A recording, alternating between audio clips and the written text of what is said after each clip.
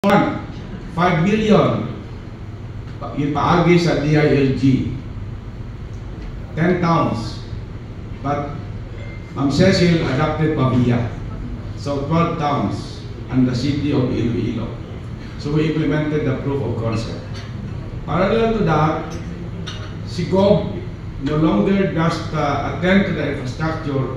He really poured resources for education reform to improve the quality of education. And we also implemented through our REC chair the Best Basa program. Bulig eskwela sa probinsya, 6 municipalities. And we are excited to listen to the report later to be presented, supposedly by Governor Toto, but he requested Board Member Jason to make the presentation.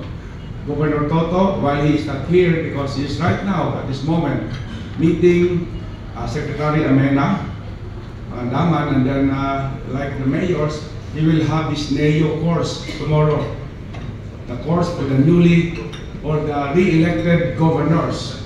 And then on Thursday, we will receive a recognition from the National Historical Commission in Malacanang for our Tultugan Festival. Ari si John Montijarla, si Mayor Amboy, at we were champion in the Parada ng Kalayaan last January 12. And if you want to see on Saturday, July 12, we will have a parade ang Dinagyang, the Panay, and ano ganit champion Mati? The Panay and another tribe, no? Two Dinagyang tribes and Tultugan will perform in the Freedom or the Sunburst Freedom Bandstand.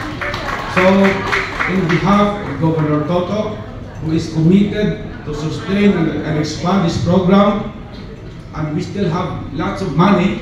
In fact, he will be in with the DBM secretary because he wanted to leverage our own fund, and he will be telling the secretary that we have 500 million this year for school building program if you give another 500 million. They bananan sang 12 million because Senator Win just inaugurated or just broke a program, school building program in Maasin. So 500 less 12 million. So in behalf of Governor, welcome.